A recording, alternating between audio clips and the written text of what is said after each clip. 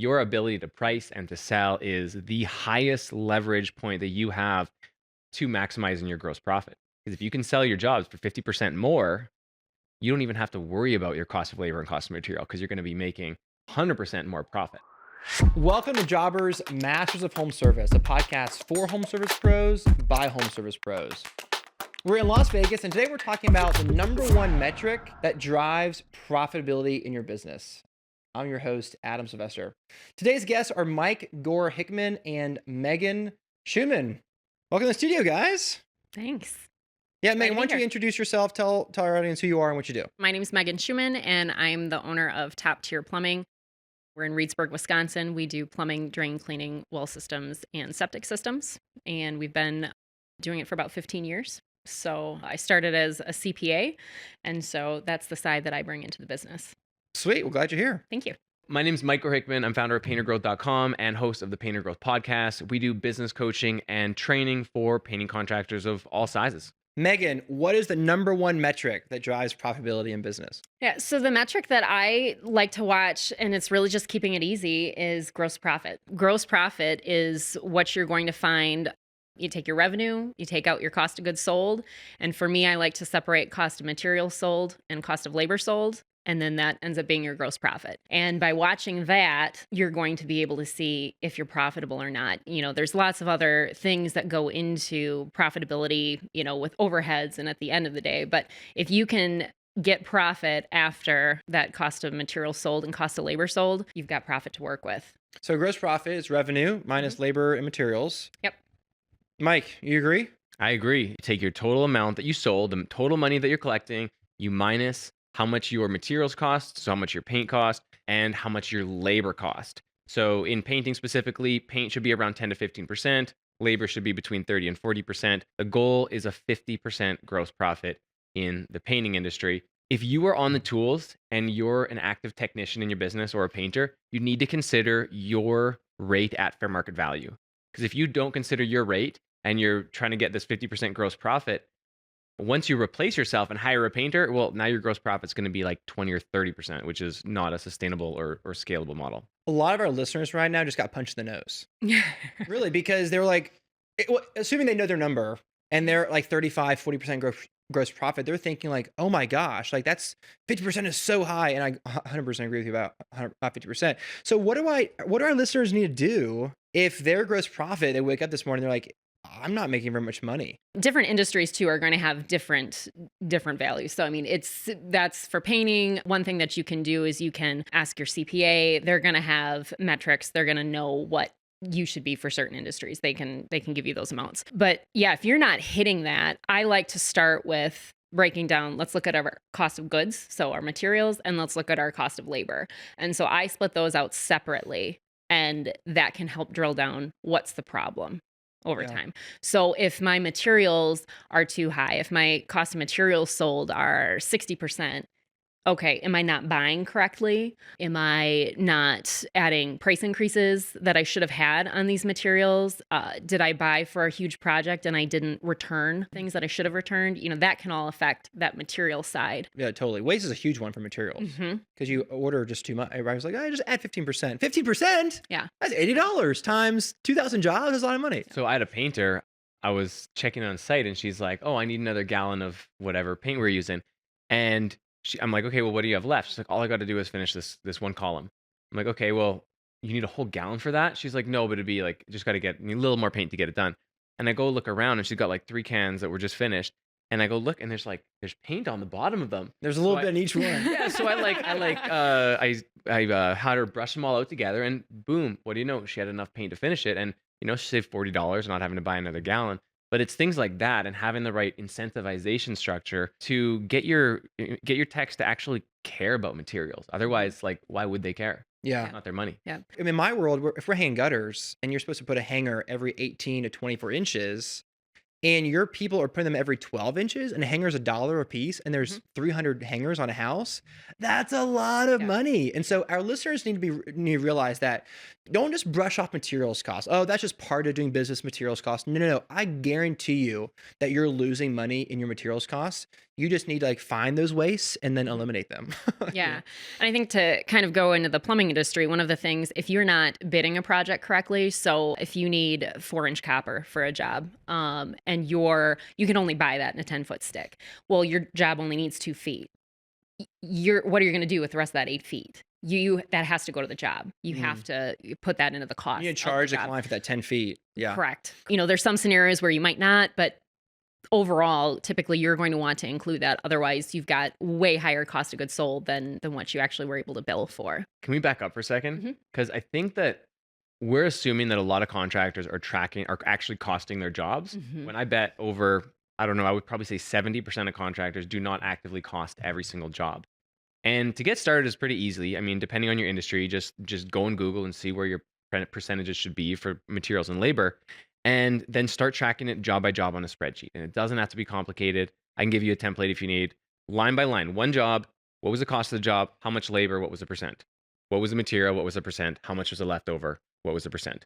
Pretty simple, straightforward spreadsheet, but just start doing that, at least to get started. And that'll be eye-opening, I think, for a lot of people, especially on certain projects, certain customers. You're going to see, oh, you thought you were making this much money on this is a really profitable customer. Maybe not. Yeah, and stop relying on hunches. We as human beings, we're very bad guessers. And we're like, oh, yeah, that job is pretty good. That's not a good way of running your business, right? And so I fell in this category early on, was like, well, the materials were about $100. And once you actually break it down, you realize it was actually $200. Oh gosh, I didn't realize. And so if a listener has never done that before, just job cost a job, they'll be blown away at what they discover, and that things they've been assuming, things they've been forgetting, things they didn't even realize. It's really important to start job costing, because that's how you take the next step in building your business, so it's actually more profitable. 100%. I had a time where when I came into the business, my husband's the master plumber. He was doing work for this contractor. We were traveling quite a ways to do it.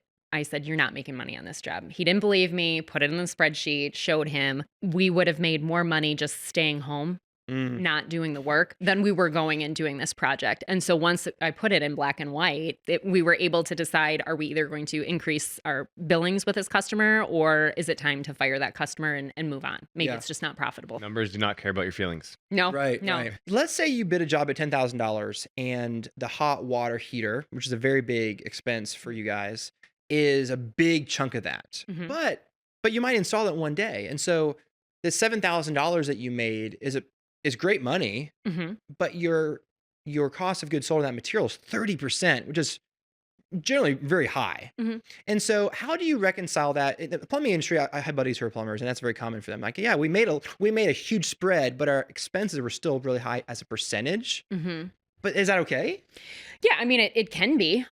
I think you just have to be comfortable with what is it that you want to make, and all you have to sell are hours and material. And so you need to know, if you have that built into your billable rate, are you going to make money at the end of the day?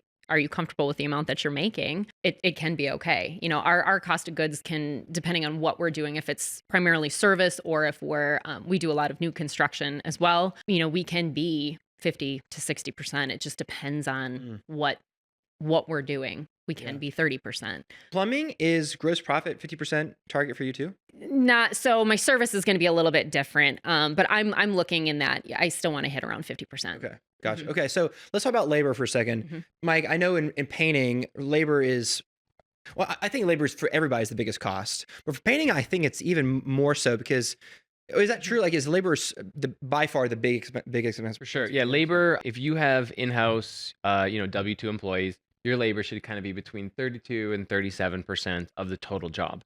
If you use subcontractors, 1099s, that can be as high as 45%, maybe even 50%, depending on how much of the job they're actually taking on. If they come with their tools, their insurance, all of that stuff, you're going to give them a little bit more. But with that, ideally you want to be around the 30 to 40% of cost of labor. So if you're at 30, let's say 35% labor, and then you take 15% of the job is materials. So that's 50% right there. Yep.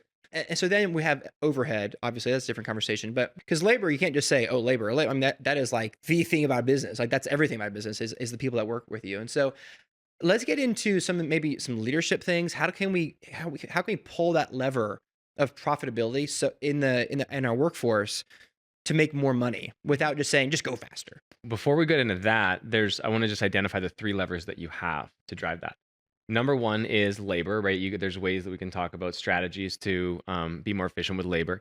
Number 2 is materials. So there's strategies and incentive structures to be more efficient with materials. But then number 3, and often less talked about way to drive profitability is pricing. And your ability to price and to sell is the highest leverage point that you have to maximizing your gross profit. Because if you can sell your jobs for 50% more, you don't even have to worry about your cost of labor and cost of material because you're going to be making 100% more profit. Definitely. I mean, you have to get the dollar in the door first. And then the way to get it down to profitability is you just have to manage that material and that labor. And the labor is a huge thing. And there's all kinds of facets that we can get into about labor. As a sub point of the pricing point, Mike, is upselling. So if you go in for a $5,000 job and the crew who's doing the work says, hey, boss, why isn't the ceiling on this ticket? Well, they said no at the time, but ask them, yeah, let's do this. Let's do the ceiling now. Now someone doing $800 more on the same day, same job, same people. And you just increased. Everybody's so happy, right? And so I think upselling has a very direct, although often thought of it like indirect way of like increasing your gross profit because you just instantly elevate the ticket. So to Megan's point though, if you're only at a 30% gross margin and you double your job, you're still at a 30% gross margin, right? So you need to figure out your numbers before you start looking at adding more to it. And I think one of the things with labor, not just pricing it correctly, but understanding like in the plumbing industry. So maybe it's a service call that you have to do at a business and it can only be after hours. Okay, so now your plumber has worked an 8-hour day. He's got to start the shift at maybe 4 o'clock to 10 o'clock, whatever it is when you have to go in. Are you charging an after hours rate? It needs to be. So many times that gets missed. You need to be charging accordingly for that time because you're paying your person after hours. You're paying that additional overtime. And if you don't build it into the price that you're charging your customer, you're losing. Yeah. Sometimes we have clients who say like, I really want to get this done. And we just don't have space for them on the calendar on Monday through Friday. And sometimes we'll make an exception and say, hey, if anybody wants to come in on Saturday, then we'll do this job. But here's the thing. If we don't charge extra for that job, then I'm paying for my client to get his gutters done. And that's not the kind of business I want to run. And so you say, Mr. Client, we can come on Saturday. It's going to cost you a time and a half. Is that cool with you? Yeah, sure. Let's just get it done. And then everybody's happy, right? Yep. But if you don't do that, if you're kind of last day, you're kind of lazy, you don't really think about that, then you might as well not do the job at all. Correct. Well, this is a great conversation. I do want to pause for a minute with Megan and talk about Jobber. So how has Jobber helped you make your business more profitable and impact that gross profit? I think it's wonderful because it's really easy to track my labor. Everything is on that job. I can easily go in. I can see exactly how many hours those people had. If we're going back on jobs, that hour is right in there. I can see it. It makes it really easy to figure out, was that profitable? Was that not profitable? Yeah, 100%. And the reporting that Jobber has helps you track that too. So if you're not using Jobber, then you need to. You need to know what your gross profit is. You need to start job costing, and Jobber will help with all of that. So new users can get an exclusive discount by going to jobber.com/podcast deal and start growing your business with Jobber and be more profitable today. Let's pretend our listeners are realizing as they're listening to this conversation, like, wow, like I need to change some things. What do we do if we think that our labor costs are too high? Our labor costs are 45, 50% employees. And then our materials are on top of that. We're making like 5% net at the end of the day. That's no good. So what do we do if we realize that? For project-based like painting or installs, I highly recommend moving to a piece rate system. And when I say piece rate, that basically means paying a set amount for the project. So if you have a $10,000 job and it's you know that it's going to be a 100-hour project, you're billing out $100 per hour. And that means that your painters have 100 hours to complete that project. So if they get done at 100 hours, they're going to get paid for 100 hours. But if they get done in 80 hours, they're still going to get paid that 100 hours. So they're going to pay 20% more just for getting to the job done quicker. And your labor budget is actually a fixed percentage because that's all you're going to pay is that 100 hours no matter what. if you're noticing your labor is high, I think you need to start drilling down on other things. So did you have maybe some change orders? If it was a larger project, did you not bill for those hours? Did you not correctly charge? Was it an after hours type situation where you have overtime that's going into that labor? I also think for us, if I don't have the right crews on the right job, it takes Joe 10 hours to do this project. It takes Mike 5 hours. Mm-hmm. I'm still billing the customer the same thing, but do I have the right people doing the right work? That also really affects labor. I think I want to marry those two ideas because first Mike mentioned piece rate, paying a percentage of job. And then Megan's talking about making sure the right people are assigned to the right jobs. That's a really big dance, right? Because you could burn your people out really fast with piece rate if you send inexperienced people to do a job really fast, right? Let's drill down in that a little bit. What are some hacks that we can do to make sure that we're assigning the right people so that we can pay piece rate? Because piece rate can be really, really good for qualified people. It can be an awesome system for them. How do we balance those two things? So I don't deal with piece rate much, Yeah. so I can't really comment on that. But I mean, I definitely have service people that are going to run service and they're going to run a certain type of service. I have people who just do drain cleaning. I'm going to have people that are doing more of the residential high-end homes. I'm going to have people that are doing more of the commercial type stuff. And it's knowing this person is in that lane. And Yeah. when it gets really busy and maybe I need to fill in, I just need to be conscious of that. And okay, he's not going to do it as fast. I'm going to be taking a hit on this. Can I take a hit on it? Do I have enough in this job budget to be able to do that or not? I see what you're saying. Yeah. Okay.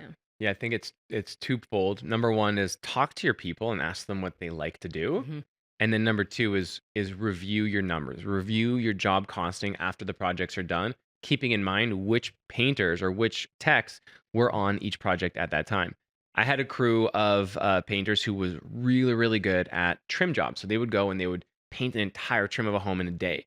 And I had another crew of painters that were really, really good at spraying projects.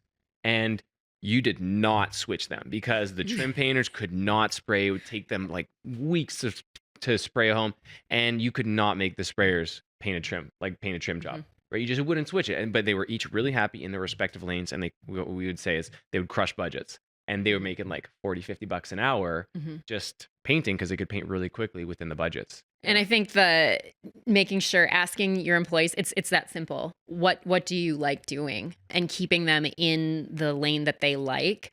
They're going to be happier. They have a higher satisfaction rate. So then that in turn, they're more productive. If we get to the end of the day and, there's 15 minutes of work left, but, it's 4:00. It's 4:00. We should go. A good crew is going to go, you know what? We'll just finish it today. And then we don't have to do that trip back and pull the tools out and do all that. That's what helps really pull that profitability. So if you have happy people that are just giving it their all, it shows up in the numbers. Yeah. I've had crews start new projects at 1:00 on Friday because that's how motivated they were with piece rate. Painting is great example for piece rate. Actually, gutters is too. With piece rate, you just say, "Hey, you go as fast as you want to." Like it's. I don't care how fast you go. I'm gonna pay the same, right? But with you do have to layer in quality. yeah, right? yeah, Which is different episode. The guys and girls who are responsible for the job have to be the ones responsible for the touch up, and ideally give them a bonus for collecting the check and getting Google review.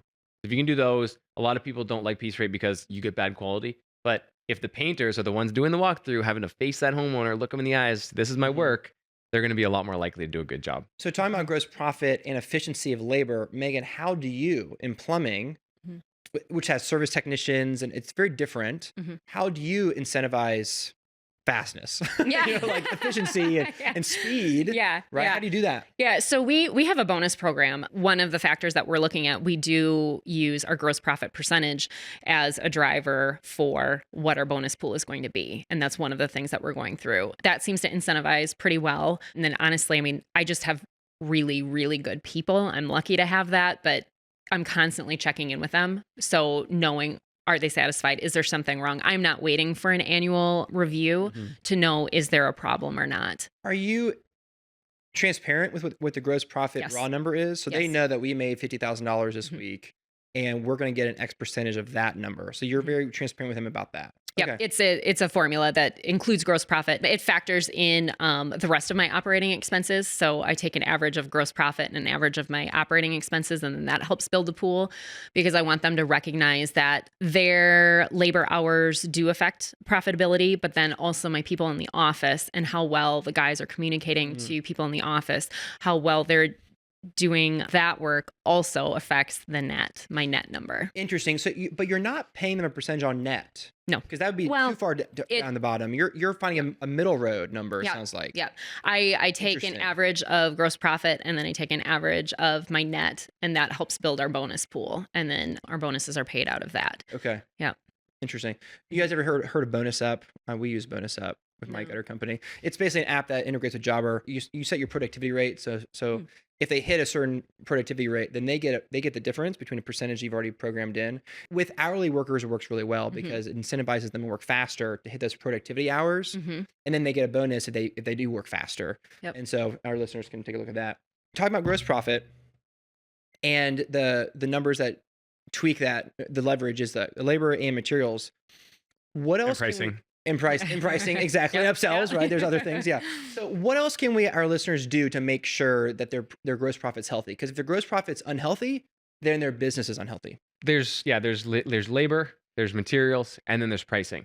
And I want to just separate pricing from upsells, because if you have a $5,000 job that you're going to make $2,500 on, right? But you sell that job for $6,000, now you're going to make $3,500 on it. Right, you increase your job price by, less than 20%, 18%, and you added almost 40% to your gross profit. So a small increase in price, all else being equal, same material, same labor, will have an outsized return when it comes to gross profit. Every dollar that you add to the price isn't just net gain for you. Yeah, 100%. So that means become a good salesperson, understand sales, have great customer experience, be really thorough in your estimates and your proposals. Answer all the questions, provide pricing on the spot, go through some professional sales training, read some sales books. If you're a painter and you want to learn how to do sales, talk to me. And that will allow you to increase your price and make more money. Yeah. I mean, pricing can be a whole different topic, but let's get into a little bit. How do you make sure that you are pricing appropriately for jobs? I do most of the bidding for larger projects. And so I know what we need to hit for gross profit. And so that's getting built in. But then I'm also factoring that into our billable rates, right? So I'm making sure that our overheads, the pieces that aren't as apparent, your time that isn't direct doing. So you went out, you met with the homeowner, 2, 3, 4 times. Right. Those all free. Right. Those are hours that you need to build into that job. Otherwise, you're not making anything on that. So that needs to get built into that project or into billable rates and in order to make the money. I think that when I talk to my technicians and they say, well, we had to go back, or, oh, well, this, say, guys, all that costs money, right? You can't just say, well, this, well, that. It all costs money. And so who's going to pay for it? Am I going to pay for it? Are you going to pay for it? Is the client going to pay for it? I'd prefer the client pay for it, to be honest. The nice thing about piece rate is that the team is responsible for any go backs or touch ups, right? So if there's any go backs, any touch ups, it comes out of the fixed hour budget. You have 100 hours on the project. You took 89 hours to finish it, but then you had to go back 3 times. Well, there you are. You're at 105 hours now. You're still getting paid for 100. So it's eating into your time. So that incentivizes them to not just be quick, but to be thorough and to make sure that you don't leave any touch ups. I think it's been a great conversation about labor and materials. I want to go back to materials for a second because I think number one is labor. I think our listeners if their gross profit's a mess, they need to address their labor first. And then I think materials. And a journey that I've been on recently is talking to vendors and making sure I have this relationship with my vendors to make sure we're getting really good pricing, because vendors can get a little sloppy too and start to take advantage a little bit and take you for granted and stuff. And so I'll call to your vendor and say, hey, I tried out another vendor last week. They'll sit up straight, start listening better. And so not to strong arm, I want to have a relationship with my vendors. But I think, have you guys ever experienced that because you guys have a lot of vendor stuff going on with your materials and stuff? How have you addressed vendors to make sure that you really are getting the best price at a good product and everything? But how do you guys address that kind of stuff? Vendor relationships is huge. Not just having one vendor that you can go to, but multiple vendors, because there are times where I can only get that product from ABC or whomever, and being able to talk with them and be honest What can you do? What's your best price? When we have major projects, we're sending it out to 3-4 vendors so that they can give us pricing back. But then I'm also going to factor in, are they cheaper? Is it $500 cheaper? Is it $1,000 cheaper? What is it? But then what is their service level like too? Are they on time? Do they deliver well? Is it going to cost me where they were supposed to show up on Tuesday with product and they didn't, and it's Wednesday and I had guys sitting there all day doing nothing? So you have to factor that into. It's not always just the cheapest price. Or in the painting space, if you're using a company like Sherwin-Williams, who has huge market share, 70% market share, talk to your paint rep and tell them the top 3 or 4 products that you want to be using all year and the intentions on how much you want to buy, and get them to give you better pricing on it. And as long as you tell them that, you have a good conversation with them, you're communicative with them, they're going to give you way better pricing. Yeah. And one thing that we skipped over, I really don't want to miss this because it was important. When it comes to pricing, you said, how do you figure out that you're pricing in the right realm? A lot of guys charge by square footage, and I think that's antiquated. It's not a good way to price because it's not good. You need to factor in and understand what a charge rate is. And a charge rate is how much is your company billing per hour on average. So you take your total job, say it's a $10,000 job, and you divide it by your 100 hours. Well, you charged out $100 per hour. In the painting space, at least, you should be between $75 and $90 per hour, around there. If you're below that, you need to up your prices. If you're above that and you're selling good, awesome. But between 75 and 90 needs to be your charge rate. Yeah, I like that. That's awesome. Yeah. When it comes to materials, like even if you just shave off 1 or 2 percentages off that cost from 12% to 10%, a percentage of a large number is a big number. And so I just want to encourage our listeners that like there's so much money to be saved in these little places. A little bit here, a little bit there, spread out a long period of time is a lot of money. 2% savings in material going from 12% to 10% on $1 million business is 20 grand. It's a lot of money. That's net profit. It goes in your pocket. Yeah. Well, this has been great. I'm going to summarize it, 3 actionable items here. Number 1 is you have to job cost your jobs. You just have to start doing that. You have to actually stop guessing, figure out how much you're making by looking at the total job revenue minus your expenses, and actually do it. And you'll learn so much. Number 2 is make sure you're charging for your time. As the owner, you're going out, make sure you're charging a fair market price for your time, especially when you're going out to people's houses, and it takes a lot of time. And so you have to make sure you're charging for your own time, even if you're in the field as well. And then number 3 is your vendors and your materials. Materials are a big cost in business. And so make sure that you're talking with your vendors and getting the best price. And also you're not wasting materials. You have to make sure that you keep it tight, because 1 or 2 percentage points is a big number. You guys, any final big tips to leave with our listeners? Megan? Just being really cognizant of charging for after hours. You need to charge a premium for that because you're likely paying your employees a premium for that. My big tip would be that a small increase in price can result in a large increase in profitability. Guys, thanks for being here. Megan, how do people find out more about you? Check out toptierplumber.com. You can find all about me there. And if you go to paintergrowth.com/jobber and you're a painter, or anyone, I guess, I have a job costing spreadsheet and training video that you can use if you want to get started with job costing. Well, guys, thanks for being here. I really appreciate it. Our listeners got a lot out of that episode. So Mike, Megan, keep it up. You guys are having a big impact on your communities, so keep it up. And thank you for listening. I hope that you heard something today that will help you make more money. I'm your host, Adam Sylvester.